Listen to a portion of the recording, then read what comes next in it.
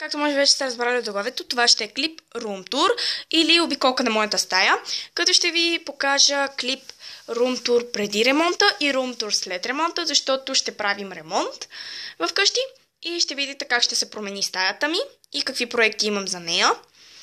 Това се вижда, когато влезете от вратата. Всъщност вратата изглежда ето така. Ключ за лампата. Тук имам някои гоблени, една веришка с снимки на семейството ми. И стаята всъщност, сега ще ви покажа как изглежда. Цветовете й са кремаво, като кремовото е главното. Имам една зелена линия, която минава така, и това е синьо. Тук вече идва леглото ми, което е дървено. Дървено, силно казано. Също така забравих да кажа, че всички мебели са купувани от Айко. Тази маса е от Икея. Иначе цялото ми обзавеждане е от Айко. Килимът ми, който е малко бебешки, знам, но трябва да правим ремонт. И малко мръсничък, но не съм чистила. Защото в момента е събота, аз чиста в неделя по принцип. Е от Икея. Като съм си харесала много як нов килим от Икея. Да, това са ми пантофите. Много са яки. Отклоних се малко от темата. Леглото ми е двоетажно. Тук са стълбите, като всяко чекмедженце се отваря. И, например, в това чекмедженце има неща за хамстера ми, който мога да ви покажа, ако искате. Но да ви го покажа в действие, а не как спи, защото всички са виждали спящи хамстери, предполагам. Тук е нощното ми шкафче. Имам един органайзер за вътре държа книги, списания от Avon и всякакви такива простотики.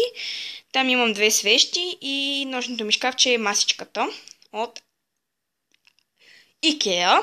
Объркам ги. Леглото ми, на което спа, е долното, защото ми е по-удобно и е по-широко, както може да забележите. Завивките ми са тигрови. Там имам лисицо, мечко, мишка. Нещо от този сорта, не знам. Напишете ми долу в коментарите какво мислите, че е това. Защото едни казват, че е мечка, други казват, че е лисица, трети казват, че е мишка.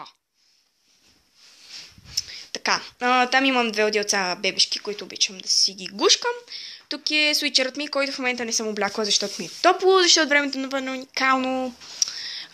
Тук имам един шкаф, скрин, да.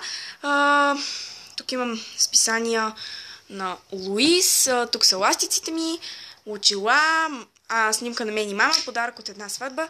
Тук е кутията ми с спомени, която всъщност сега ще извадя. Така изглежда кутията ми с спомени. Тя е картонена кутия на Пауло Ботичели. Като се отвори ето така и като се махне това, изглежда ето така. Тук имам картички за миналия ми рожден ден.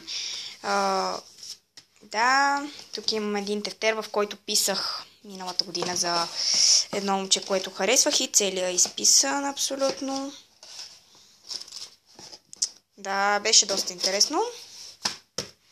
Тук имам албум от бебе, някакви билети, тук има една картичка от едно момче, стари бележници, имам един, два,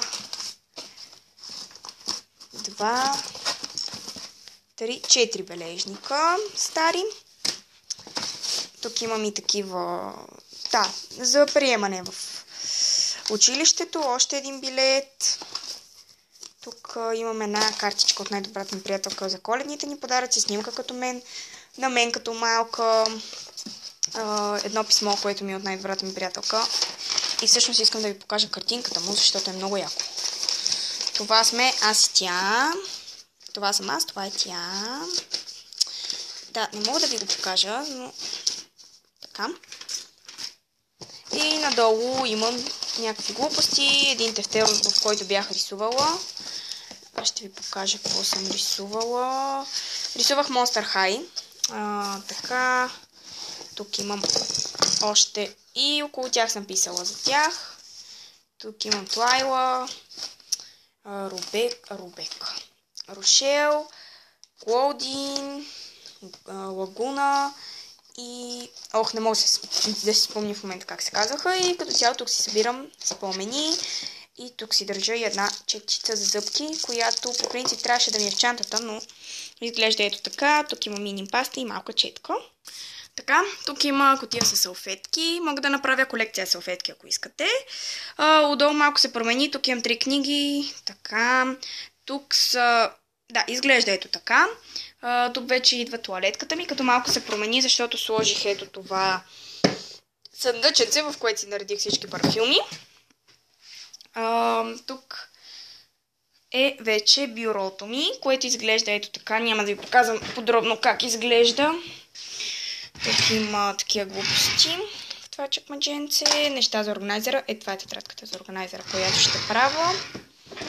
Ето така изглежда бюрото ми като цяло. Прозореца, който е с два прозореца и един ни се отваря. Двукрилен гардероб. Ето така изглежда. Горе има летни и зимни дрехи. Тук са дрехите, които в момента носа на закачалки, плюс панталоните. Бодита, неща за коса, бельо, чорапи, клинове, тениски, панталони и стари тениски, които вече не нося. Ако искате, мога да направя отделно видео за гардеробът ми, въпреки че не смятам, че е нещо по-интересно. После идва частта с телевизорът ми. Ето така изглежда. След това нагоре изглежда ето така. Имам корково табло, на което съм си сложила най-често носените ми бижута. Тук е постелката ми за упражненията. Мога да направя фитнес рутин. Не знам. Всички игри. Не всички игрите, които играя най-често. Това е един проект, по който в момента работя. Чини на стената, които са от Деница Христова и са точно като нейните. Тук имам една закачалка, на която висят всичките ми чанти. Това са две чанти, с които ходя на училище. Много ме кефат. Тази сте я виждали в клипа какво има в моята чанта за училище, а тази е другата ми. Същата е, просто е Франкфурт и е черно и розово, а тази е червено и бяло. И пак се върнахме към вратата. Това беше цялата ми стая. Надявам се клипът да ви е харесал. Исках да кажа да ми задавате въпроси и предизвикателства долу в коментарите, тъй като ще правя клип въпроси и предизвикателства. И също така исках да кажа да ми давате идеи за видеа отдолу, защото не знам какво да снимам. И това беше всичко от мен. Чао!